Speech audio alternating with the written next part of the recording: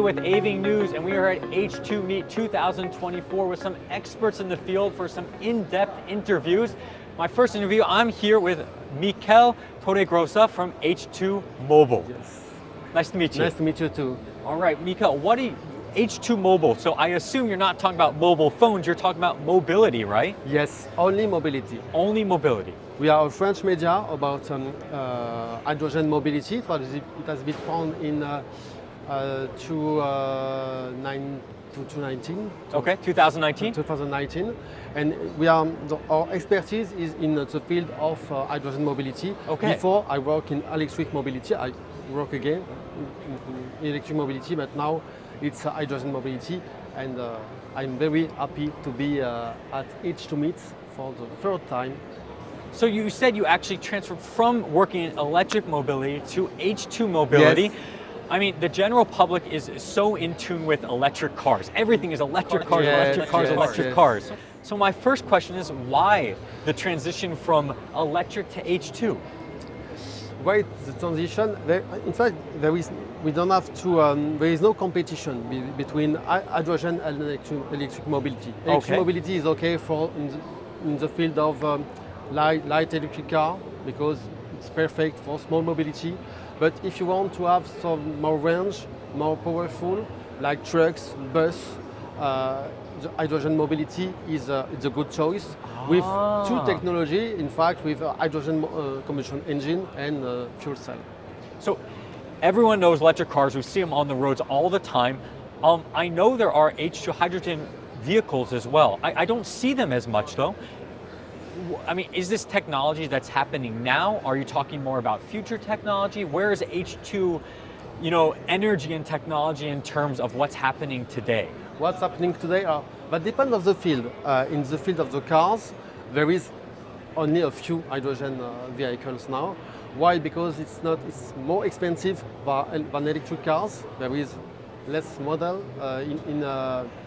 In France, we have Hyundai Nexo, Toyota Mirai. Only two hydrogen cars. In the field of electric car, there is dozens of models. So we have to wait that manufacturers go to the scale. We have some information about BMW. We work with Toyota to make a brand new electric premium car, hydrogen premium car by the end of the decade. So yes. It takes some time for hydrogen mobility. It's not easy. Okay. It's not easy, but I think it will progress because we need to work all the energy. We cannot do only electric battery. Okay. We have to use hydrogen. You have to use bio-CNG, bio-LNG. Not one energy. So when we transition, as we transition out of fossil fuels, it's important to look at many clean energy solutions, not just electricity, not just biofuel, not just hydrogen, but you're specifically focusing on hydrogen, even though it's important for us to develop many ones. What are the advantages of hydrogen energy compared to electric then? Alors, the advantages is, the first is the range. You have more range with hydrogen than electricity. Okay. So the first is this one, and the second is the time to refuel. For an electric car, it's maybe 1 hour, 2 hours, 3 hours, depending on the powerful. Right. For hydrogen, you can refuel in less than 10 minutes, the same as diesel car. Just like going up to fuel at the pump with a gas car. Yes. It's reducing that's the complaint of so many people with electric cars. They're like, oh, I have to go to the pump, quote unquote, the charger, and be there for 30 minutes to an hour. Yes. So hydrogen is basically, it's just like gas, like going into your car directly right away. When you talk about range, what are we talking about? Right now the hydrogen car is about 600 kilometers. And we know that manufacturers, the main manufacturers, Toyota and Hyundai is working on the new Nexo. It will arrive next year. And apparently it will have more than 800 kilometers of 800 range. kilometer range? Yes, right. Yes. On one, we don't call it a charge. Do we call it a pump? What? In gas, we call it on one. We call it on like one. Be tank, like on one tank. Yes, yes. So one electric tank. vehicles, I'm so used to now hearing like on one charge, Yes. on a single charge, but this is a tank, right? Yes, a yes, hydrogen yes. tank. Yes, tank. 800. 800 kilometers. And you said Hyundai is developing this. So yeah, Hyundai. Hyundai. So- for the new Nexo. For the new Nexo. Yes. You're a French publication, correct? An Mm-hmm. online publication, and you specialize in H2 mobility specifically. But we're here in Korea, and you talked about Hyundai. Why here? Why Korea? What's so exciting about what's going on in this country?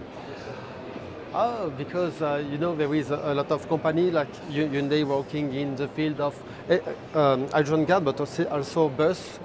There is in the political field a lot of things. I saw that the government announced a plan to convert 25% of the national bus park fleet by hydrogen by to the end of the decade. So it's very good. In France, we have to move forward, but there is no money. Sometimes there is a project, but if you want that the hydrogen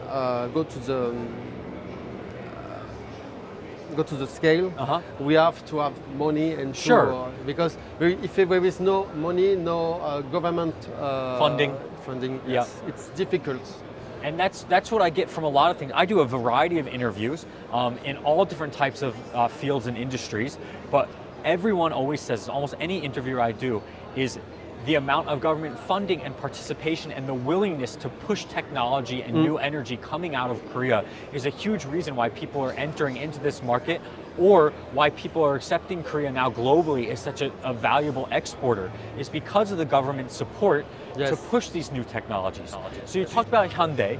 What other, you don't have an exclusive deal or contract or anything with Hyundai, do you? No. So what other companies are you interested in seeing at this year's H2 meet? In H2 meet, I just arrived 1 hour ago. So Welcome to Korea. So H2 meet, I saw KF Fuel Cell, it's just here. Okay. And they made a new bipolar plate for fuel stack. So it's very interesting. I have to go to see our company. I saw Ulstec. We make noodles, a new noodle technology, which charge faster for the hydrogen bus. So it's just the beginning in the H2 meet this year, but I think there is a lot of things to do. And I saw you last year, but I think talking before, this is your third H2 meet, Yes, right? yes. A lot of the interviews I do these days are all about technology and AI technology. So whenever I go to a new exhibition, I feel like I'm learning something new every year. However, I'm not an expert in the H2 field. Every year you come here, do you see new developments and new tech? Is this a field that's developing rather quickly? Is it slow to develop? What do you think?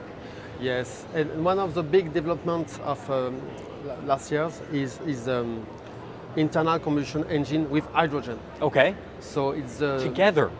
Yes. So you can, in fact, with hydrogen, you can use it in the fuel cell, Okay.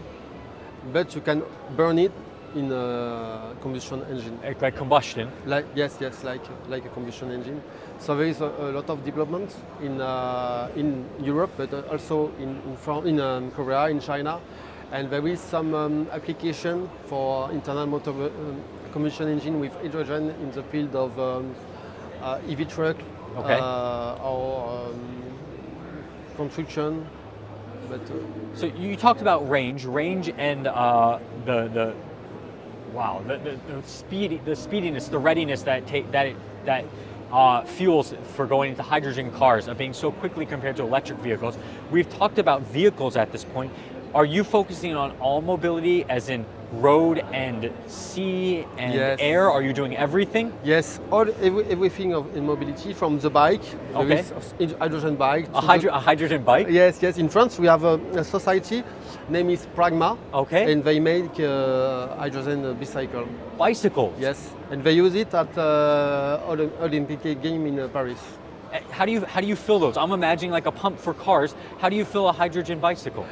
In fact, you can remove the tank? And it just change. And there is a station, you can put the tank and it just change. So as far as roads go, we have everything that's as small as a bicycle all the way up to hydrogen Yes, trucks, right? Truck, train, plane. Train. There is a lot of development in trains, yes. Okay, I also know that last year when I came here, it seemed like a big focus was on the marine environment as far as big shipping containers go. I saw a company that was doing like a water taxi type thing. Where is hydrogen energy within the marine environment? Oh, it's more. There is some project in Norway to convert some ship to hydrogen, and after there is some project to use ship to transport hydrogen. But it's more difficult because you know the hydrogen molecule. I don't know. It's very tight, so it can escape. Leak. There is a lot of leak issue with hydrogen, so. There is also in the maritime field some choice to make between gaseous hydrogen and liquid hydrogen.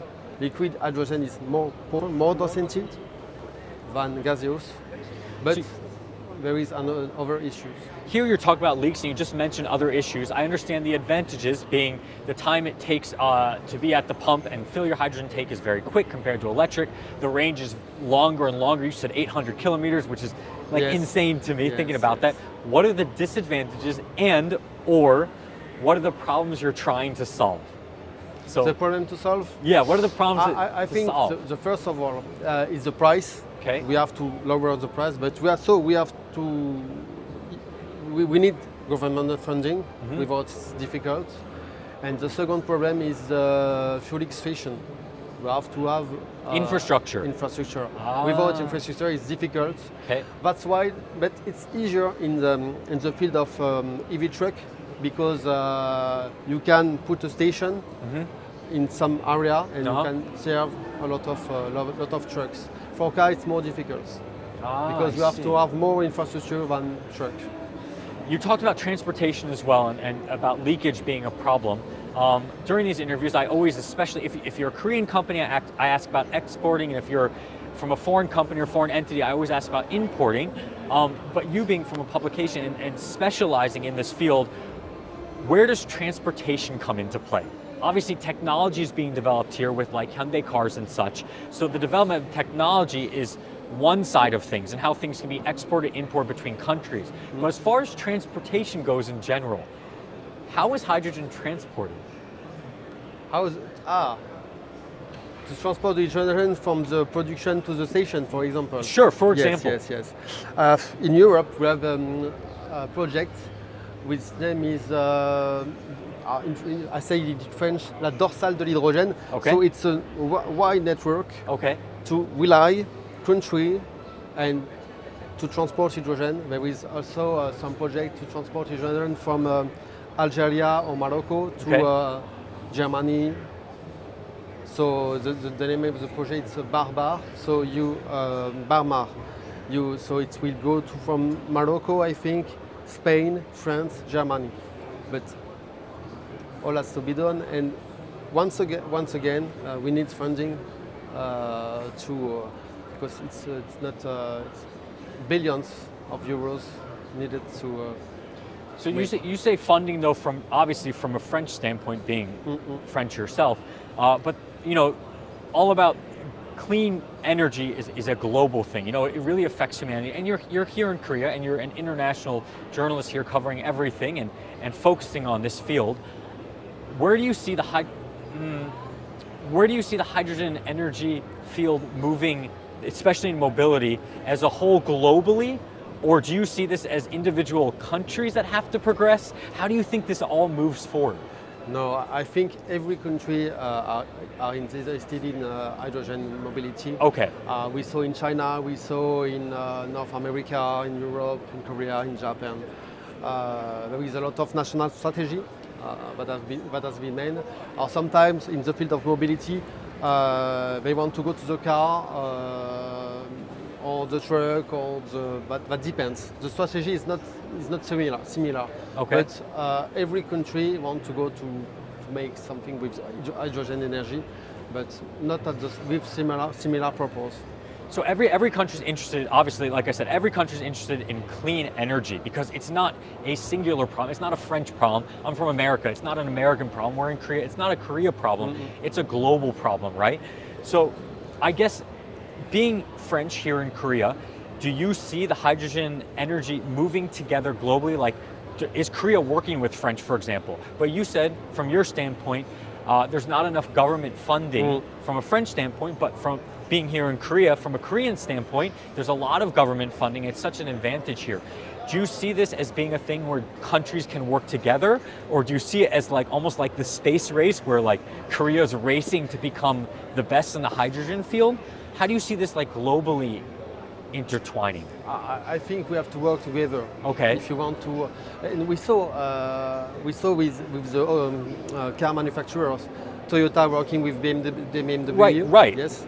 Right. There is some rumor that Sure, I know. Hyundai will meet Toyota next month. Okay. So, if you want to create something, we have to go together. Alone, it will be more difficult. Do you think we are working together, or is this more of a hope? No, it's already happening. It is happening. But we have to go further. I think. So I mean, as I think, it would be cool if like all the countries got together, put in a bunch of money together, and said, "Let's develop hydrogen," right? Yes. But obviously, every country is different by the amount of government support or funding that's happening. But thankfully, as far as technology says, as funding is by country, but what you're saying as far as collaborations and technology development is going, it seems like a lot of countries or companies are starting to work together. Yes, work together. After there is a kind of competition between North America, Europe, China. We saw in Europe in the electrolyzer field, European manufacturers try to stop Chinese manufacturers because they make cheaper. Right, and that's a problem, of course. So Europe is trying to stop the Chinese company to enter in the European market. They want to protect their industry, and I think it's the same in America. It's the same in America. But that's from a safety standpoint. That's from more of like a safety, like because the quality of manufacturing of their technology could be less, and it could harm the hydrogen industry. So you talked about competition, and what I'm saying is I hope we all work together to develop hydrogen technology. You talked about competition, but in that way of wanting to keep out China, as you mentioned, was because of quality. Yes, but not really quality. I think it's the price. The problem is the price. Lower price and sometimes same quality. Okay. In fact, I saw China with electric cars a few years ago. That was not so good in technology, but now the same level of the European manufacturers. So that's why it's difficult with China in Europe right now. We talked about the future of clean energy being not just one, not just electric, not just hydrogen, not just biofuel. Do you see one of the clean energies like winning the clean energy race, or do you see going forward that actually all the energies are going to be used? Once again, it's not. I don't think it's a race. It's just you have an application. It will be more for electricity battery vehicle. This kind of application will be more hydrogen. You have just to choose the good energy for the good application. And after we will win like that. Because the hydrogen issue is also to have green hydrogen. Okay. Right now there is a lot of gray hydrogen. Yep. You have to convert it to green hydrogen. Right. And we have to have enough green hydrogen for industry, first purpose, and for mobility. If we don't have green hydrogen, it's not good. There you go. So you talked about obviously the goal being green hydrogen. People don't realize, when electric vehicles came in, they said, oh, electric, everything's clean. But then it takes a lot of fossil fuels to make the electric batteries. Yes. There's always a flip side to these. You have to see the green production energies. too. The production must be clean. So it's not only about the end result, but also the process in between. Yes. You've answered all my questions so far.